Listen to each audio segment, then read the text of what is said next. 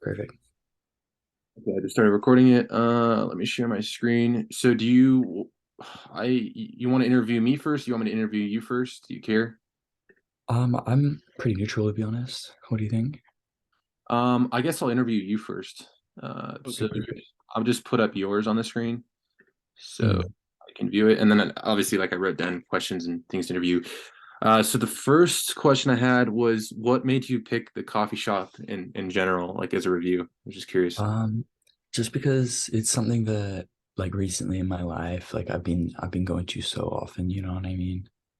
Like it was just something that was super relevant for me Oh, that you've because gone there a lot. yeah, like I was going there like almost every day just like a month ago, but then I've like almost completely stopped going. So it's just kind of a big change in my life, you know? Sure. Yeah. And other than that, I've also like got a good amount of information about it, just like from like word of mouth too. I don't know if you like noticed in like towards the end of my essay, like when I bring up the counter argument, I I mentioned how like it's kind of I've heard like rumors through word of mouth about like their pay and stuff like that, but there's not really any like actual evidence on that. So I just thought it would be a good topic for me, you know? Sure. Yeah. No, that because that was leading into my next question was, or no, one of my questions for that, but not yet. Oh, and yeah, so my other question was relating to like how. So you said it's a big part of Santa Cruz in the state of California. Like it's a chain or it's just one location that's super popular. Um, it's like they've got two locations, like on the east and west side of Santa Cruz, and both of those are super popular.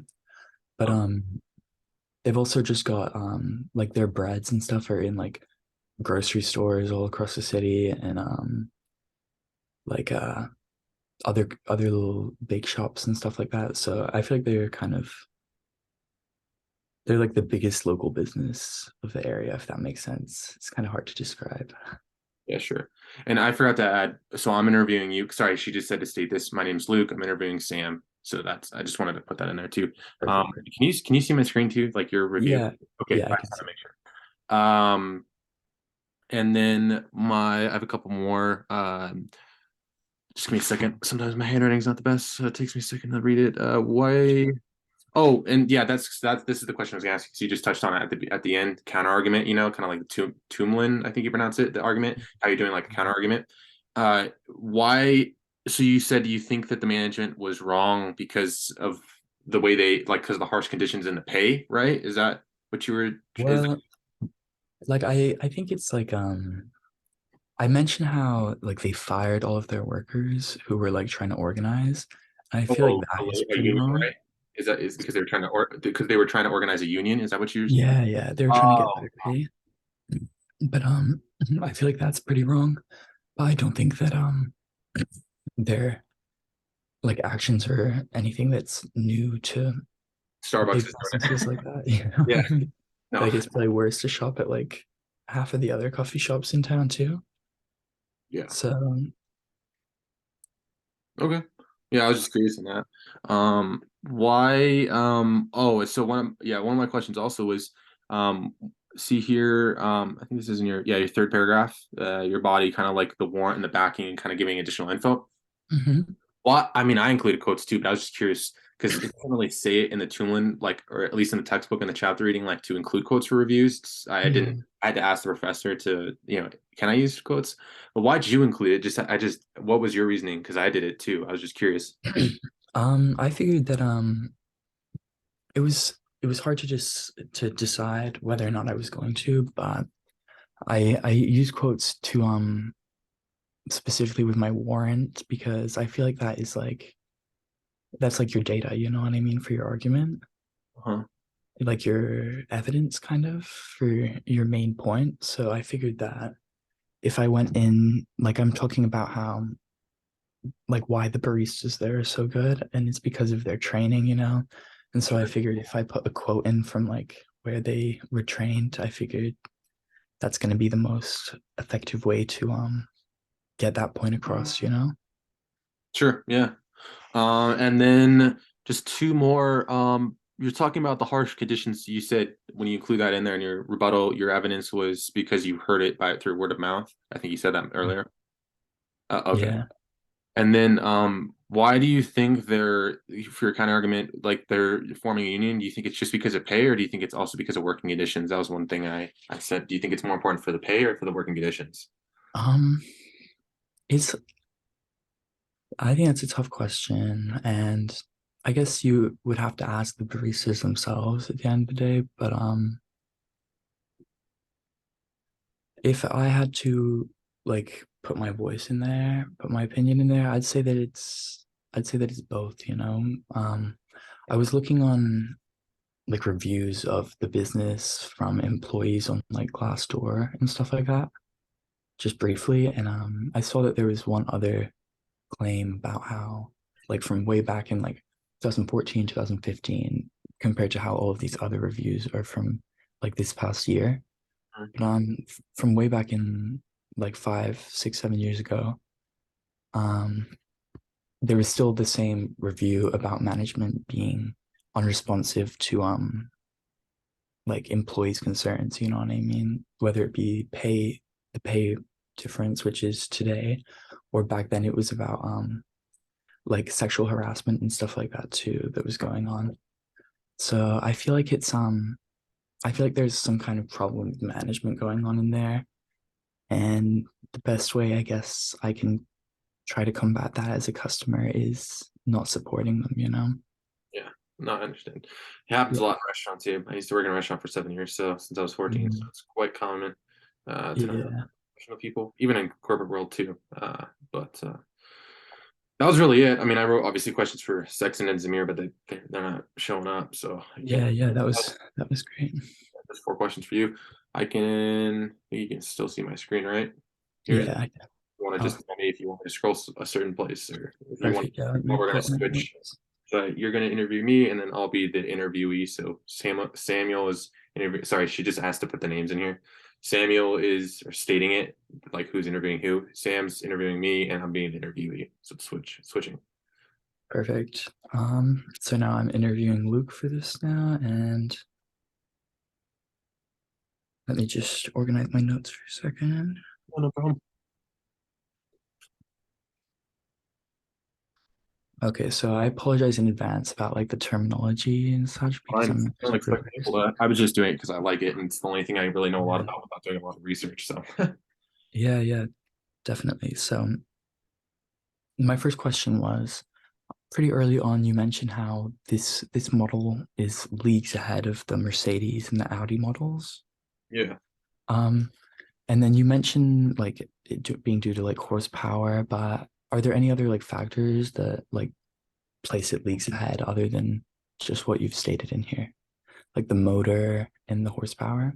Yeah, I just touched on like when I was doing like the backing just to give some more detail.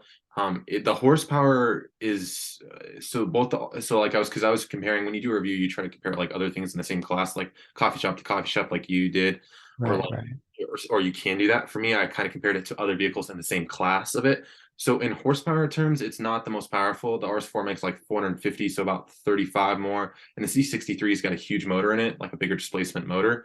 It's a Mm, 6.3 liter instead of a 4.4 liter V8. So it makes like 460 or 470. But the thing, the what I was trying to back was is because the Car and Drivers is a big auto magazine, so using them as kind of like evidence. But also, yeah, is because if you see, I don't think you can see, but in this paragraph, I was stating like the F1 motor, and then basically F1 in GT4 is like a racing classes in Germany. right. So the motor is stroked, like the block is stroked, which basically means it's like it's just built a lot better than like the RS4 and the C63 because those are more production cars, but this is still a production car, but it's used with like more racing parts, so it's a more fun street car if that makes any sense. And Yeah, it's yeah. the lightest in its class, but it also has a ton of horsepower. So the power to weight ratio I was talking about is the best in its class because you have to, take weight and horsepower and get that, 1 to 1 or 4 to 1 ratio of whatever the power to weight is. Um, Mm, but and then yeah, the transmission is also the DCT, which is the dual clutch. You can have a manual, but that's also used in the GT4 race class. So the mm. GT4 race class Yeah. is like is is like production cars that they strip and do cages in and they race. So it's you can still use a Uh, production car.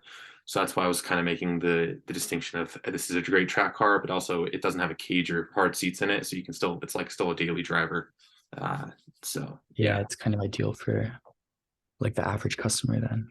yeah, it's the cheapest. It was well when these were new in 2012, 2013, they were the cheapest out of the three that I compared it to. Mercedes was Mm, like 90 grand and the RS4 was like 84 and these came in even a competition because there's like a CS model that I put in there that's only mm, available in Europe. They didn't bring it to the US. That was like 90, but the competition, which is the highest trim level in the US, was like still like only like 75 grand. So it was the cheapest, but the best power to weight ratio and the best like handling car because that's what Car and Driver said. They made it on the top 10 car list. So top 10 cars of all time, the M3 is on there. This car is on there.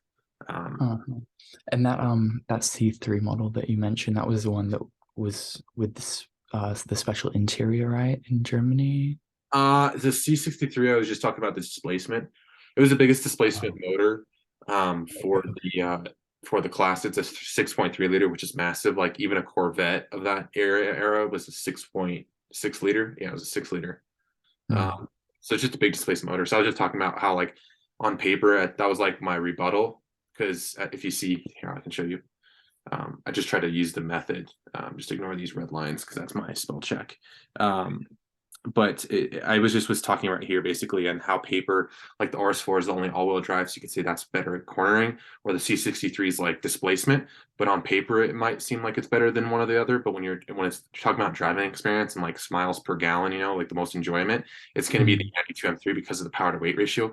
Because when you talk about like sports cars and like sports cars enthusiasts like myself, the power to weight ratio is really what people look at.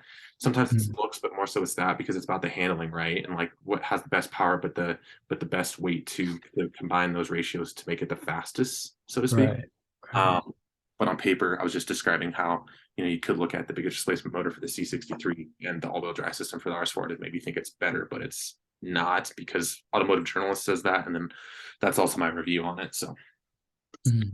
yeah, And would you mind elaborating a bit more on like when you say like miles per gallon and stuff like that, and like how like what are the actual ways in which the customers would feel the difference? Do you know what I mean? yeah, miles per gallon is just like a car term more in a sense. It's not like sciency, or like analytical. It's more about like it comes into like with opinion too. Like this is reviews, it's gonna be opinionated. But miles per gallon is really the most enjoyment. And when you're looking at like when they ran an issue, hold on, sorry, 1 second, Zexon just Mm. sorry, I'm just trying to make sure she gets in. Hold on one Yeah, second. yeah. But- You choose to require participants to be logged in to join the meeting when you initiated it. We have restrictions here, so not being able to sign up. Hold on. We have restrictions here on not being able to sign up for a Zoom account, so I haven't been able to get in. So she said that you have to require participants to be logged in, to like logged into Zoom. Is that still right? I'm not sure. Is she talking about in China specifically or? Yeah, because she said we have restrictions here, so not being able to sign up for a Zoom account, so haven't been able to get in. Can you start a new meeting? Start a new meeting. Mm, I gave her the link. Here, 1 second. I'll just stop the screen share for a second, and I'll just send her just the regular link. yeah, yeah. Hold on 1 second. Sorry. Just so she has it, because then she can join. Mm. Just do the copy invite link. I think she's talking about because that's Oh, that. right. Yeah. That would be it. Okay. Copy invite link here. Let's see here. I think this will work.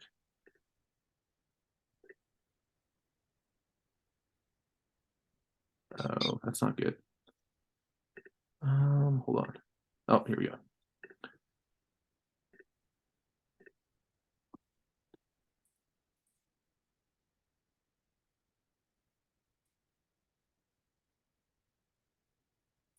I just sent her the link. So hopefully For sure. hopefully it works. If not, we can Do you want to record. try to like maybe start a new meeting again? Do you know what I mean? No, What do you what I was think? gonna say is we can finish because we're almost finished with both of us. So what I'll do Yeah. is I'll record this, and then what I'll do is I'll save this because you have to upload a YouTube video anyway, and then I'll Mm. upload the other one in the discussion and post two and say here's the two videos, one with me and Sam, and then one with all three of us. So at least she For sure. has like so she can interview us. So Yeah, give me a yeah. second. Oh, sorry. And what were you saying? What was the question you were asking me? So we can finish this. Um, I can't remember the one I was on, Was but this miles per gallon?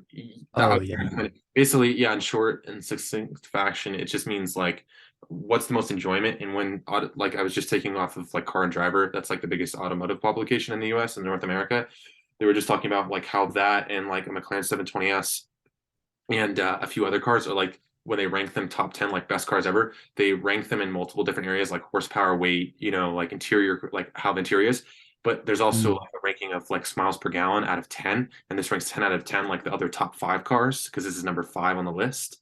So I was just talking about that because that's what they use to rate cars, like an auto from Oh, an okay. automotive journalist standpoint. It's just like it's not it's a BS kind of thing, right? It's not like you can really measure it. It's not like you have like a tape measure, like like a dyno to measure like horsepower, weight, but it's just more so Right. like their opinion. And a lot of people drive it like journalists, and they just say that this is like the best miles per gallon compared to the C63 because the Mm. So, C63 doesn't have a so manual. it's like a smoother drive kind of Yeah, and almost it's just all according around to just a like the lot better. opinion. It just in all the different aspects when you combine them together to make that claim. Oh, okay, okay. So that's really it. But Um, and then I was gonna ask, you mentioned the counter argument a bit in your last paragraph, but if I was to just go up to somebody who was like a bigger fan of the Mercedes or the Audi models over this one, yeah.